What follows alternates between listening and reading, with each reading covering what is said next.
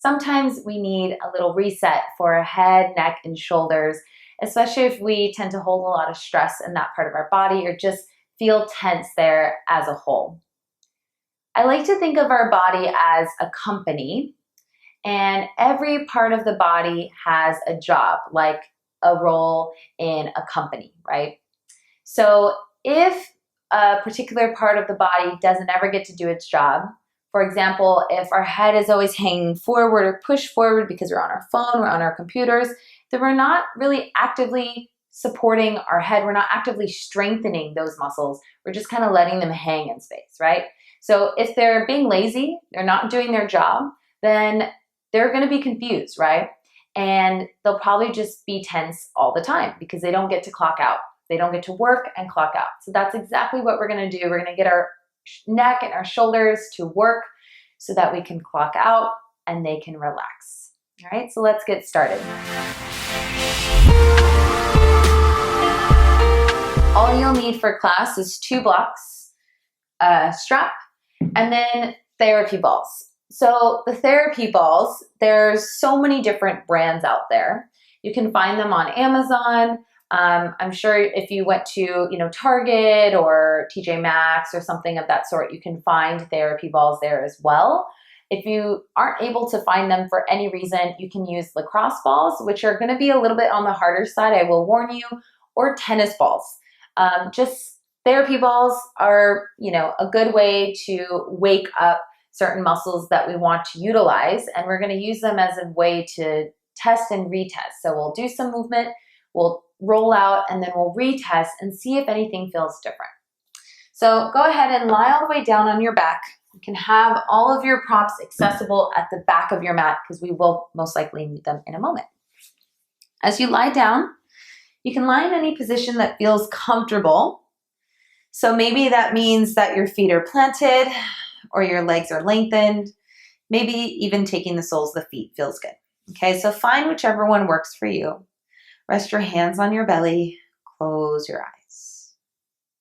First, just become aware of your breath as you inhale and exhale.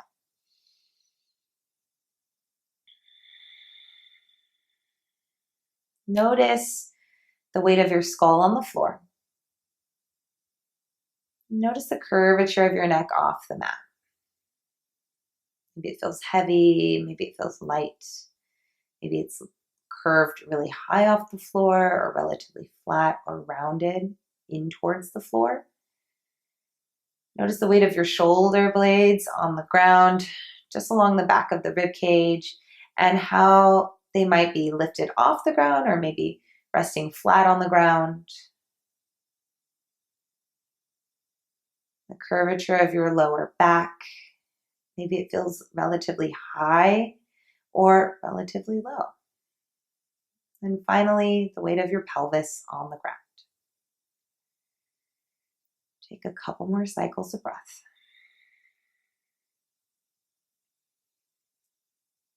Kind of just taking a mental snapshot of how it feels right now, your body as a whole. Maybe there's certain areas that feel kind of tense or stressed or overworked or underworked. Either way, we'll address them.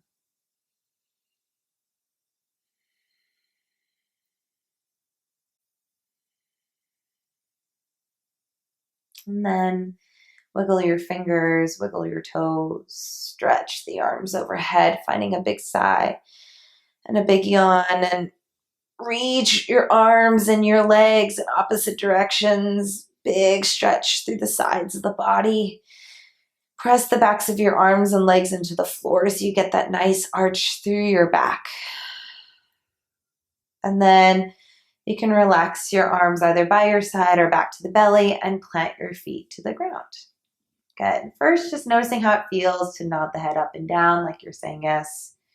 Your hair might get a little bit ruined. It's okay. We can fix it. Then turn your head from side to side like you're saying no, and just notice how much range you have in both directions.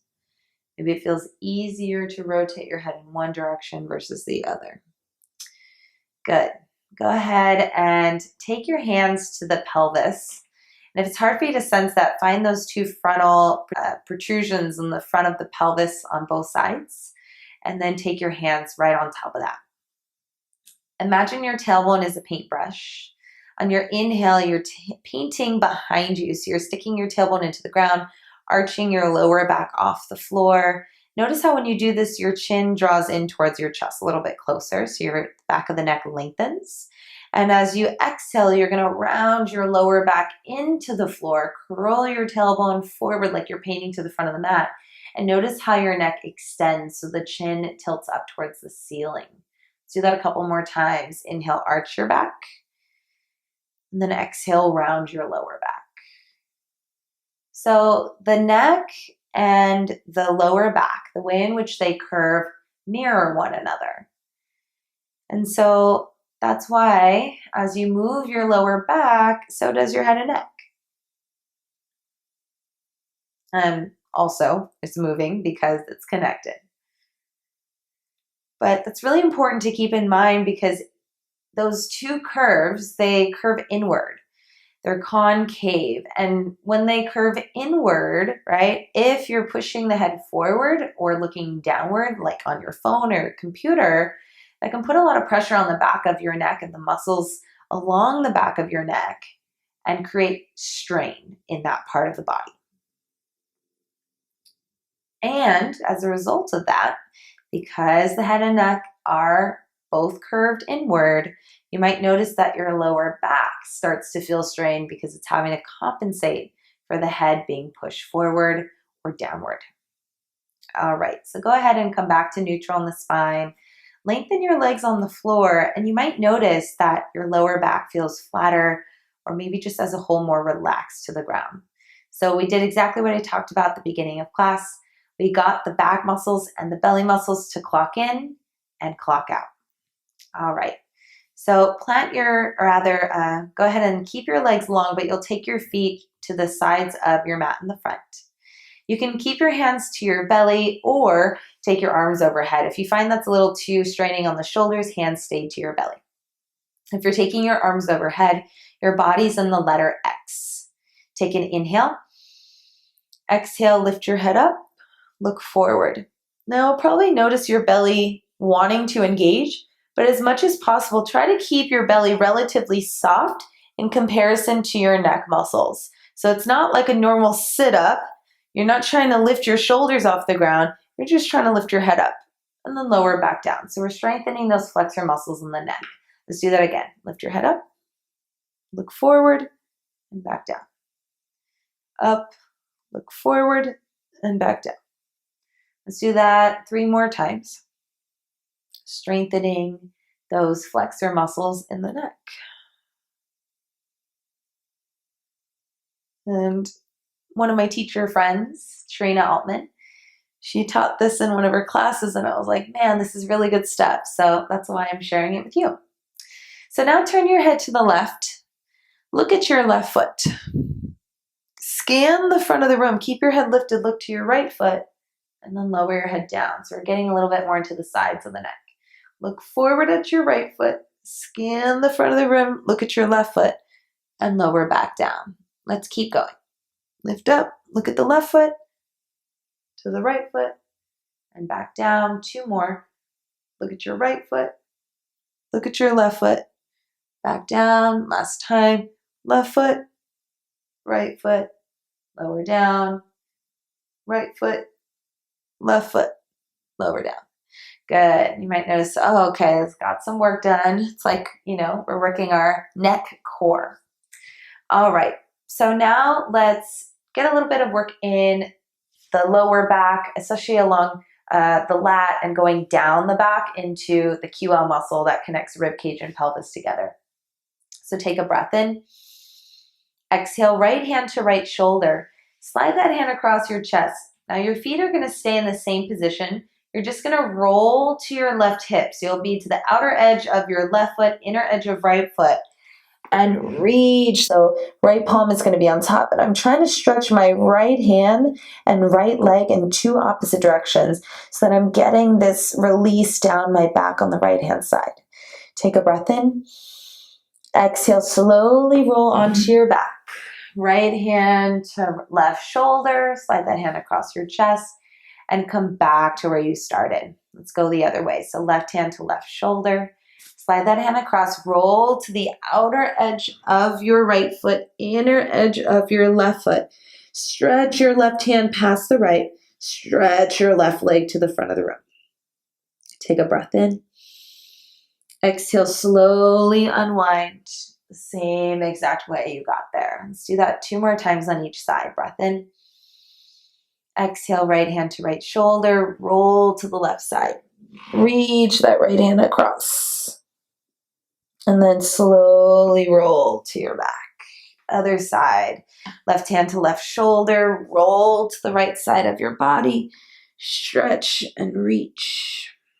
And then roll to your back. Other side, or one more time on both sides. Right hand, right shoulder, roll to the left side of your body and reach. Slowly unravel to your back and go the other direction.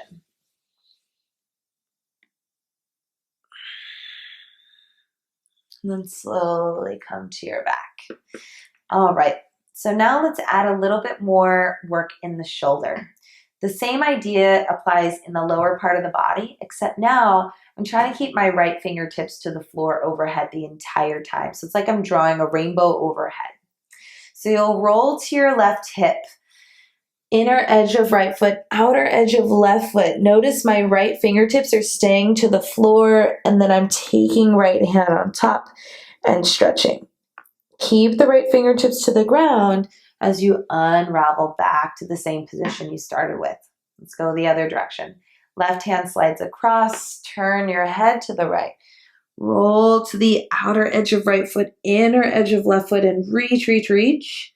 Then slowly come back to where you started. 2 more on each side.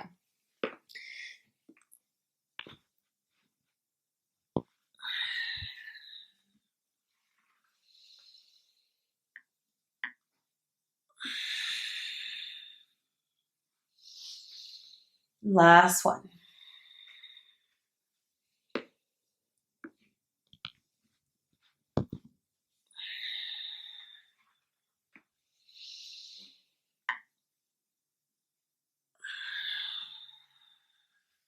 All right.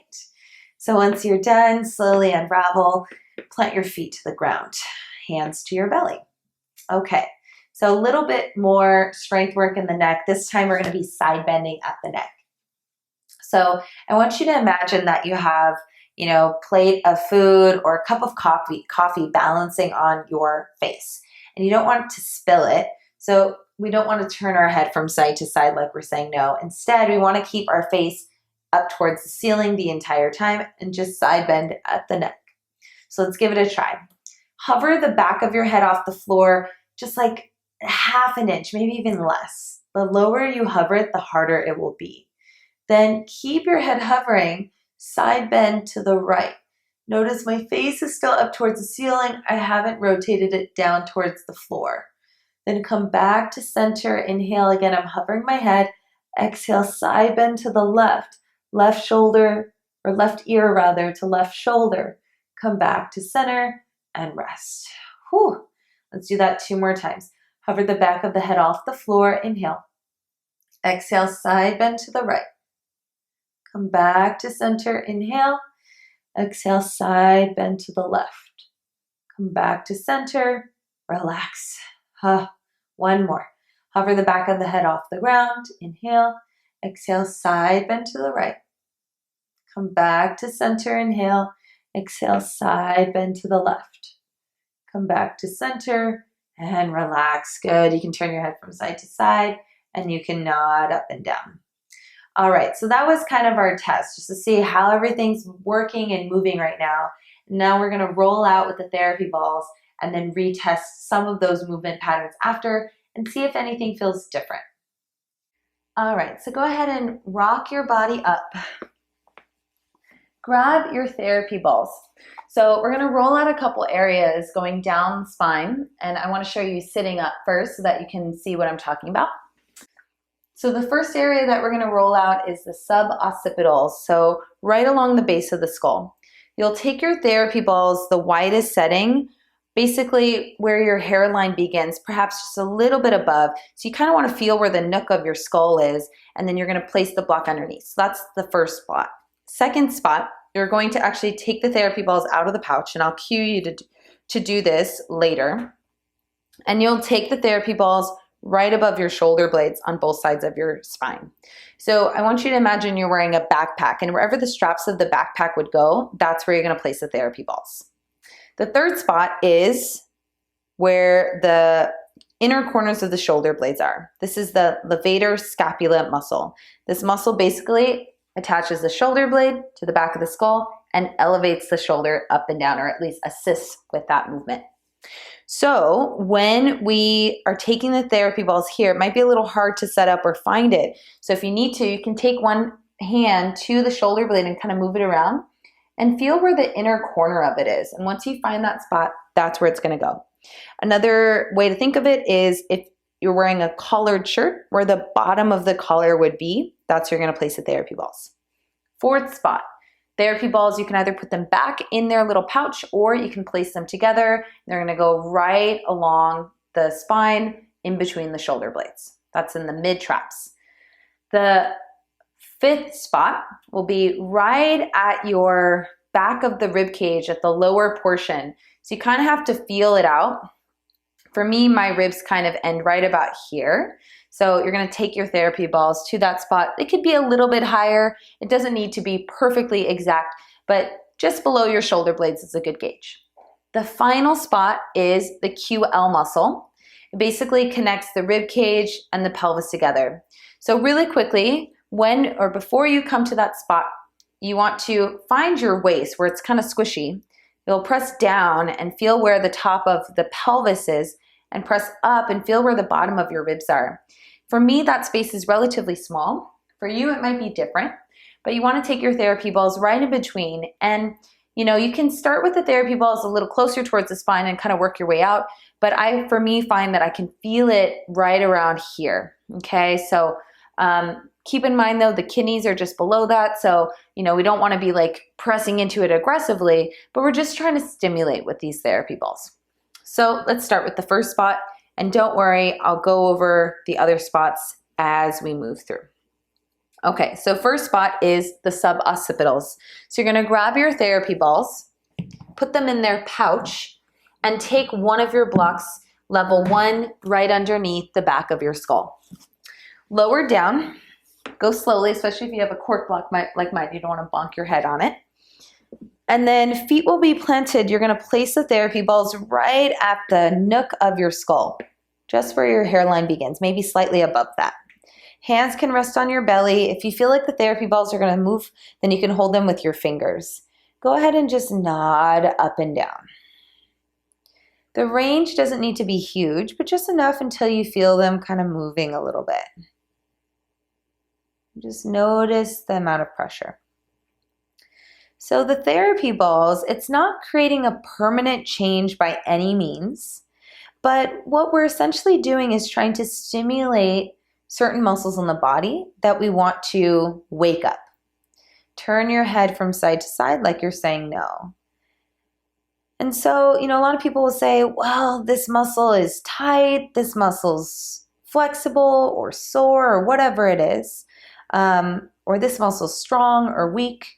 And when we use those terms, it can kind of allude to it being a permanent thing, right? This muscle is weak, this muscle is strong. But instead, I like to think of it in terms of, okay, well, right now this muscle's asleep and this muscle's really awake. So what we're trying to do is wake up those muscles by stimulating them.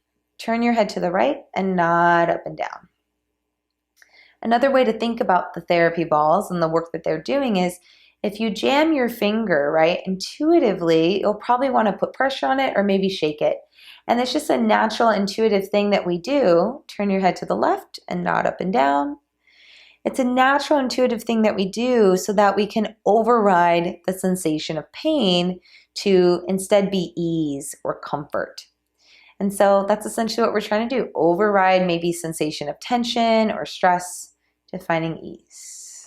All right, so now Go ahead and draw the number 8 with your nose on the ceiling.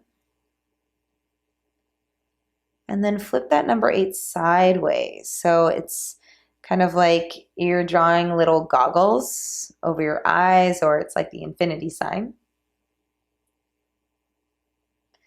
And then move the therapy balls and the block out of the way. Lower your head down. Good. Just take a moment to sense how your head and neck feel. Maybe it feels like lighter. Some people might feel like it's heavier. Just kind of depends on how you relate to it. You might even feel that the muscles are a bit more relaxed. Turn your head from side to side. Maybe there's less resistance, more ease overall. Nod your head up and down. So that was kind of our retest. Okay, so now we're going to place the therapy balls to those upper trapezius muscles. I'm going to sit up so you can see where I'm placing them. Take your therapy balls out of their pouch and take them right along the upper portion of your shoulder blades. So again, if you're wearing a backpack, wherever the upper part or the straps of that backpack would go, that's where you're going to place the therapy balls. Once you have them in place, then feet plant to the ground.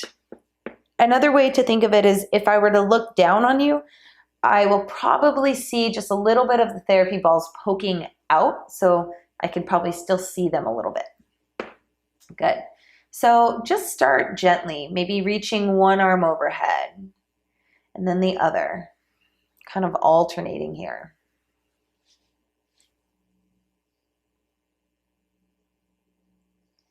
Maybe you reach both arms overhead. Maybe it feels good to take the arms out and you can cross the arms in front of you. So again, I encourage you to explore, to try different patterns of movement, because you're only as capable of those movements if you try them, right? Maybe you try shimming one shoulder up and then the other. Just getting a sense for how it feels. Maybe you turn your head from side to side or windshield wiper the legs. You can do a combination of several things. And if you are, doing this work with the therapy balls on your own, you don't need to be here for very long, maybe, up to a minute. Okay, so now we're going to take the therapy balls to the levator scapula muscles. Again, you can stay lying down. If you do want to come up and see me, you can, but you're going to place the therapy balls right at the inner corner of your shoulder blades. Again, if you're wearing a polo shirt, where the bottom of that collar would be, that's where you're going to place them.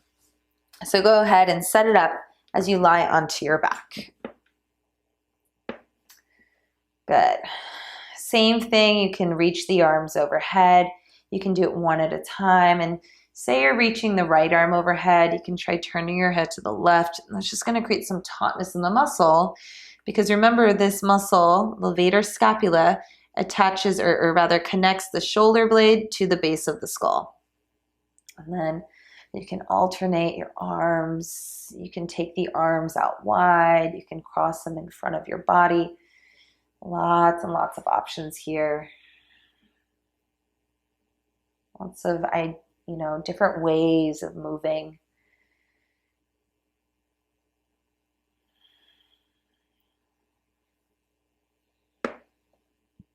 There really isn't, right or wrong answer when it comes to therapy balls. I mean, you can just try exploring different movement patterns. The biggest thing, though, to remember is that, if you're on a bone for too long, you're probably going to bruise it. And if you feel tingling or numbing, you're probably on a nerve. So you just want to back off.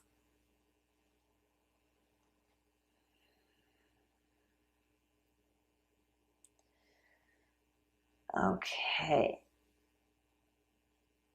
Go ahead and move the therapy balls down. They're going to be right in between your shoulder blades. So if you would like to, you can put the therapy balls back in their pouch, or you can just kind of prop yourself up and set them up right in between your shoulder blades. I've got one that almost rolled away from me. And once you have them in place, again, therapy balls will be together, touching, or maybe slightly apart, but they will be right in between your shoulder blades. Now, for this one, your head will most likely be pretty extended, right? So if you feel like that's a little too much strain on your head and neck, You can either take your block under your head so it's like a pillow, so you're a bit more supported. But if that doesn't apply too much pressure, you're not quite feeling it, then you can take the block out, and I'll give you one option. You can interlace your hands behind your head and kind of crunch up, maybe moving a little bit from side to side. Maybe you do lower your head to the ground and you can windshield wiper the legs. You can give yourself a hug. You can rotate your upper body and try to keep your lower body stable. Lots and lots of options.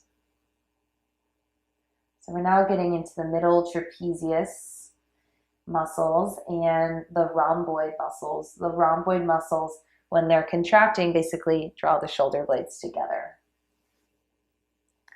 Take 3 more cycles of breath.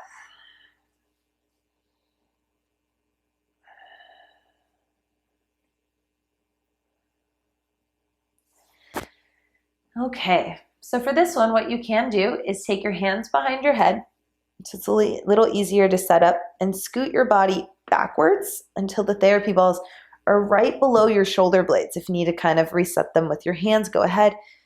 Lower your head down. This one I find for most people is the stiffest area on the back. So what you can do is just hold and maybe just take your hands to your ribs and feel your ribs lift up as you inhale and drop down as you exhale.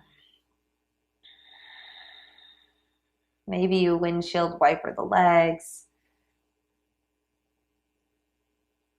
Maybe you give yourself that hug and you rotate your upper body. So you got lots of options here. Find whichever one is working for you best. And that could even be just being completely still and breathing.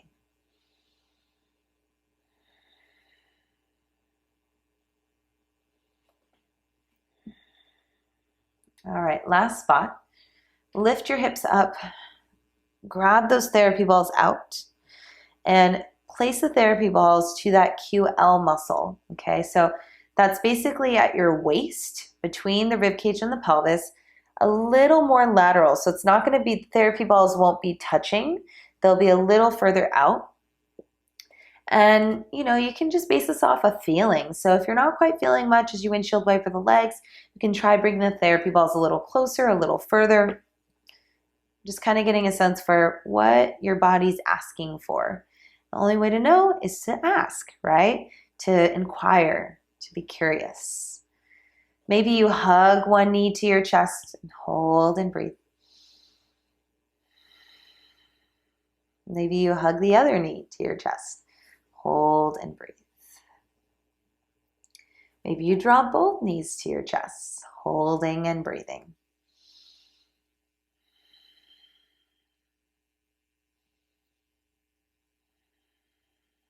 And then lower your feet down one at a time and move the therapy balls out of the way. All right. So now let's retest the rolling in that X position in our body and see if anything feels easier. Lengthen the legs towards the top corners of your mat.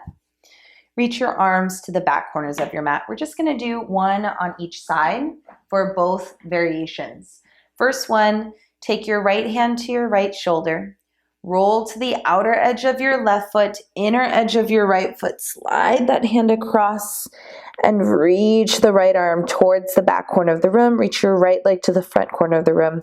You might notice there's less resistance, just more ease of movement overall. Slowly unwind. Let's try the other side. Left hand to left shoulder. Roll to the right side of your body. Reach left hand, reach left leg. And then slowly come back to where you started. All right, for me personally, it feels so much easier. All right, now let's try the variation, getting a little bit more movement in the shoulder. So slide your right hand across, rotate your head to the left, roll to outer edges of your feet, and reach your right hand past your left. My right arm just feels lighter, like you can glide along the floor without as much restriction. What does yours feel like? Let's try the other side. Left hand slides across, you rotate your head, you turn the fingertips down and reach. And then unravel. All right. Hug your knees to your chest Rock a little bit from side to side. Go ahead and rock your body up, or you can roll to one side and press up, but meet me in a seated position. Nice and tall, reach through the crown, the head. Take a breath in. Exhale, right ear to right shoulder. Maybe you stay here. Maybe you take your left fingertips to the side of your mat. Maybe you take your right hand and cradle the left side of your head. Doesn't need to be aggressive, but just think about reaching the crown of the head towards the right and reaching your fingertips to the left. You might notice a little stretch going down the whole left side of your neck. You can stay here for one more breath. Release your right hand down. Look up or towards the upper right corner of the room. Chin forward so you have an underbite. Close your lips. You might notice the stretch going all the way up from the collarbone to your jaw, maybe even past that in your face. Chin down to your right shoulder. You can stay here or take your right hand, cradle the back of the skull. You don't have to be aggressive, but gently guide the crown of the head to the right. Roll your left shoulder down. Release both hands down beside you. Come back to center. Let's try the other side. Left ear, left shoulder, stretching through the right side of the neck. Maybe you crawl those right fingertips out to the side. You can stay here or take your left hand, cradle the left side of your head. Breath in, breath out. Release your left arm down, chin up towards the left upper corner of the room. Shut your chin forward like you have an underbite and close your mouth.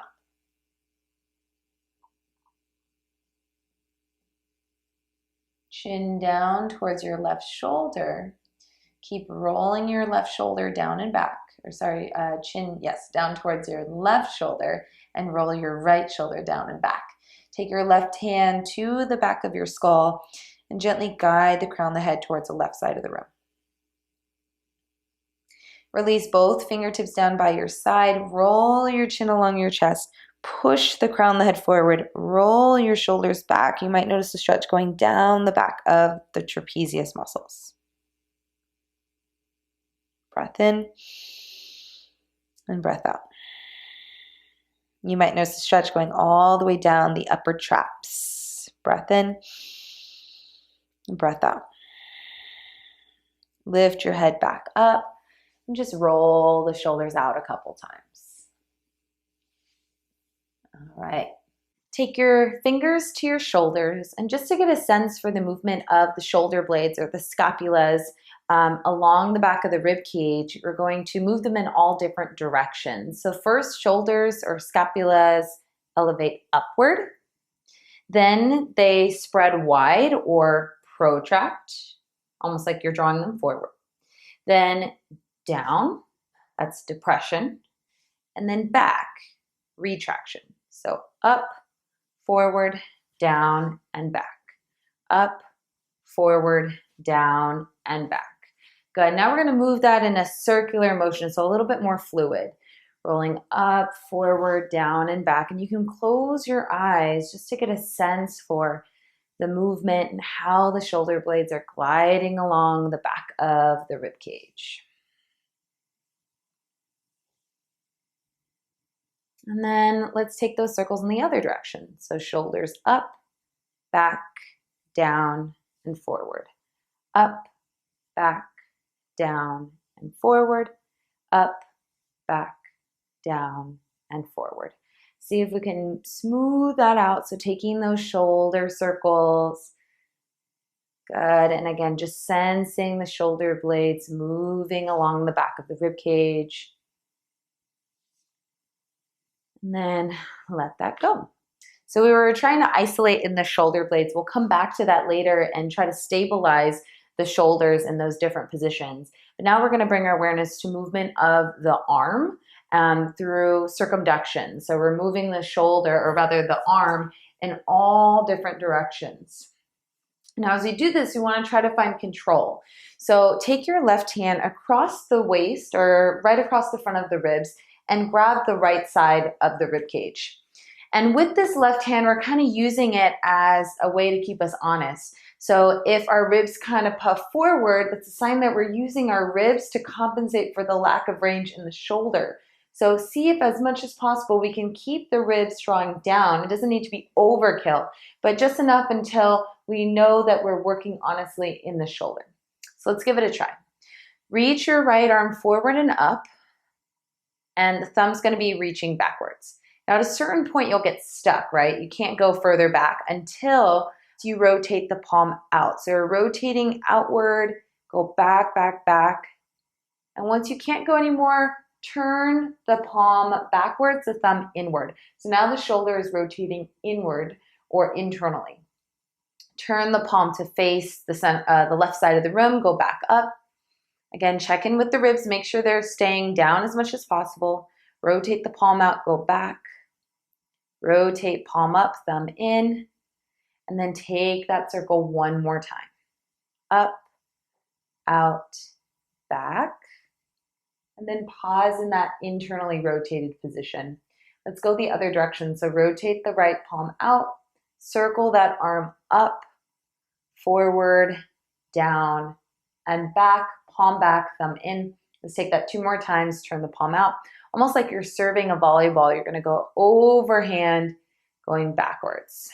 Good, last time, turn the palm out, go up, forward, and down. Good, relax the shoulders.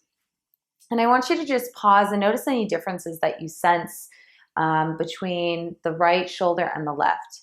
Whenever I do this, I always feel like the shoulder that I worked relaxes down. So if you can even see on my body, I feel that the right arm is lower or more relaxed.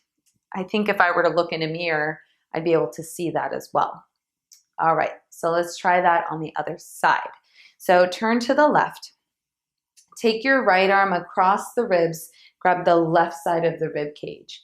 Again, we're checking in to make sure the ribs aren't flaring up. We want to keep them down as much as possible.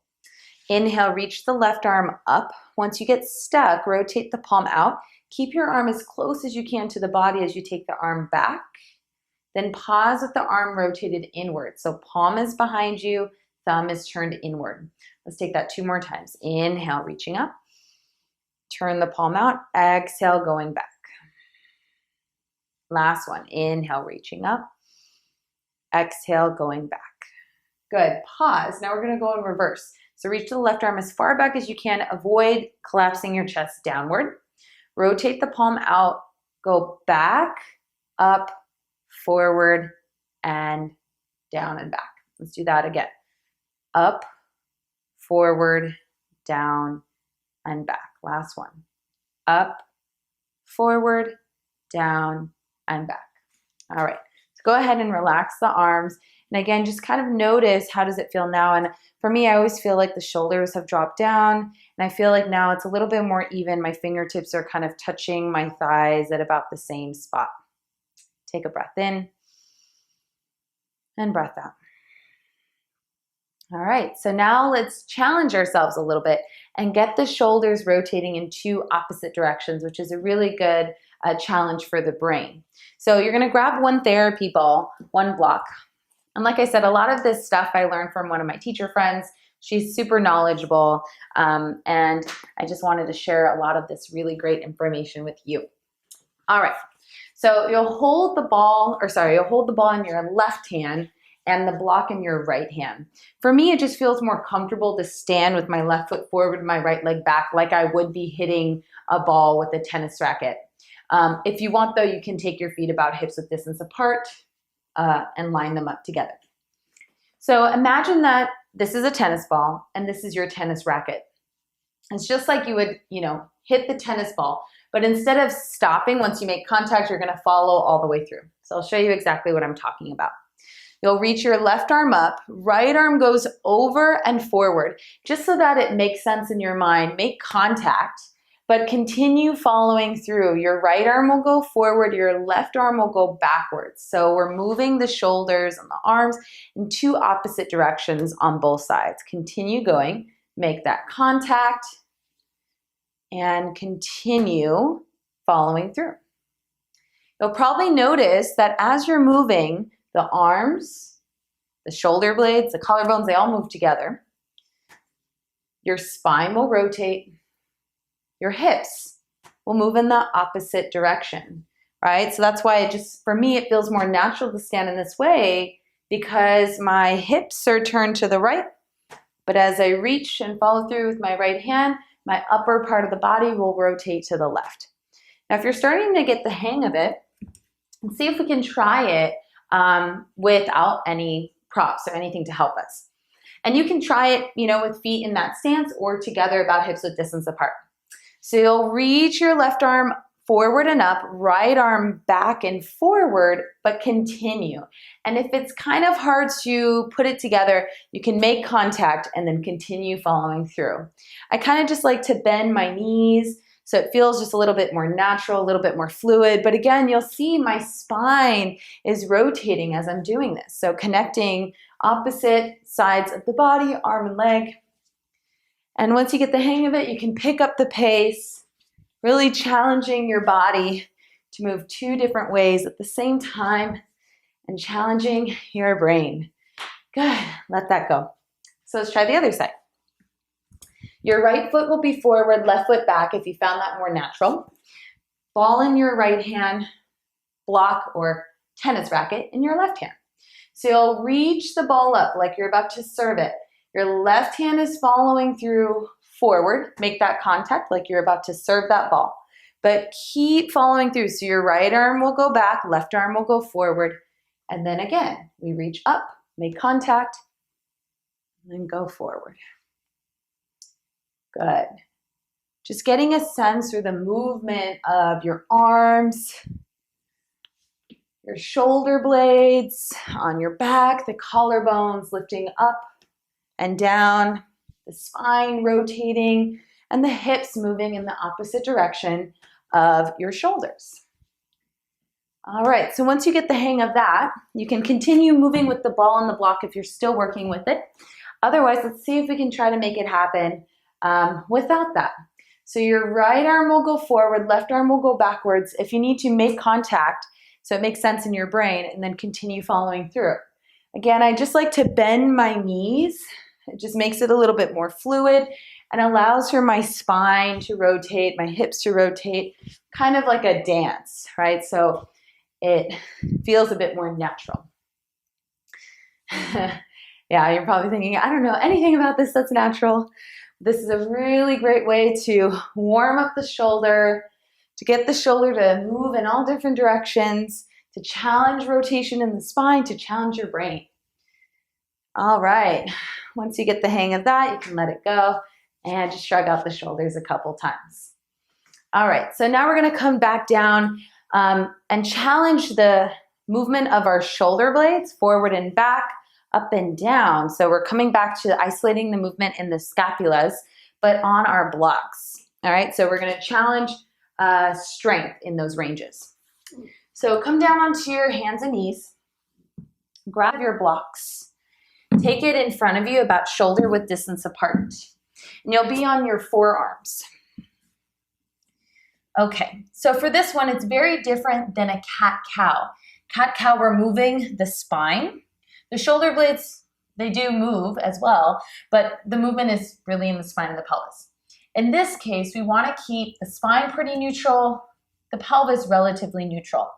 So let's start first with the shoulders going forward and backwards, protracting and retracting. So your shoulder blades will first draw together behind your back, like you're trying to touch them, and then they'll spread wide on your back. Notice my head it's bobbing up and down because of the movement in my shoulder blades, but it's not lifting up and down like a cat-cow. And so we're challenging our shoulders to stabilize in these positions. Okay, once you get the hang of that, let's try going forward, or rather up and down. I guess in this case it would be forward and backwards, but the shoulders are going to draw up to the ears, draw down towards the hips, up, down. And naturally, because my shoulders are moving up and down, my spine, or I'm kind of going to bob forward and backwards. But the movement is really happening in the shoulder blades.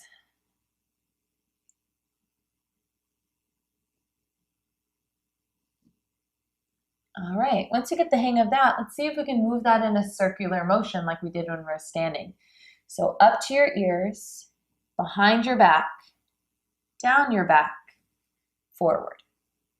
Up, back, down, forward.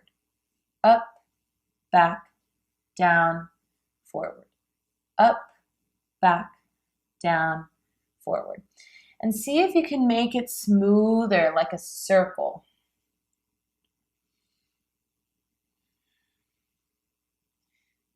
And once you get the hang of that, let's go in the other direction. Back, or rather down, back, up, forward. Down, back, up, forward. Down, back, up, forward. Last time, down, back, up, forward. Now let's speed it up and make it more like a circle. So down, back, up, forward. Even I got to slow it down sometimes to get the hang of it myself. Okay, and then you can rest. You might notice the shoulders are feeling like they've been worked. And that's exactly what we want. So once you're on your back, feet are planted, arms relaxed by your side. Cross your left leg on top of your right until the knees are stacked on top of one another. Take a breath in.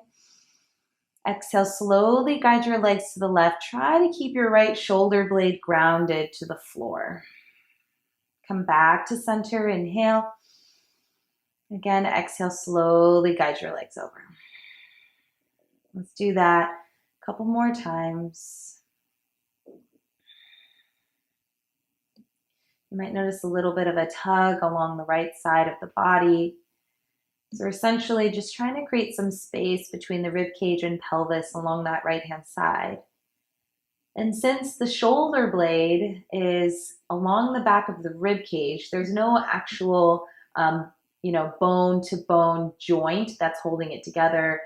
It's just muscle and connective tissue kind of allowing that shoulder blade to glide along the back of the rib cage. But because it's connected, you might notice after doing this that the right shoulder is a little bit more relaxed to the ground than the left.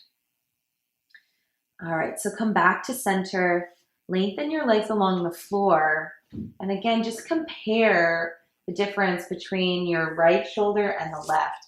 And if it's hard for you to sense, you can slide your hand from shoulder to shoulder, and maybe you can feel that the right shoulder is relatively lower to the ground than that left one. So let's try on the other side. Feet plant down.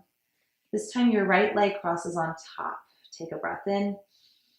Exhale, slowly guide your legs to the right. Try to keep your left shoulder blade to the mat. Come back to center, inhale. Again, exhale, slowly guide your legs over. Come back to the middle, inhale. Exhale, guide the legs to the right. Keep going.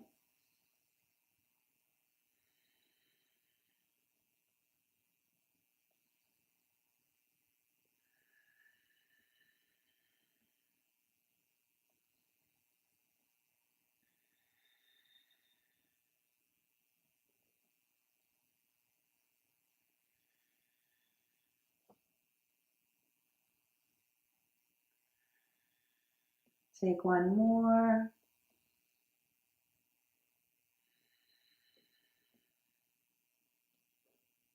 And then come back to center. Unwind your legs. And maybe now you notice that both shoulders are relatively more relaxed to the ground. So you can relax your arms by your side or rest your hands on your belly, whatever feels more comfortable. But bring your awareness to your breath, just like how you started.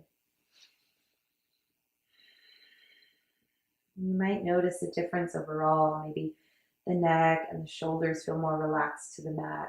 Maybe your lower back is a little bit lengthened in reference to when you started. Maybe your body as a whole just feels a bit more connected to the work that you did, so much so that it's able to relax. Take 3 more cycles of breath.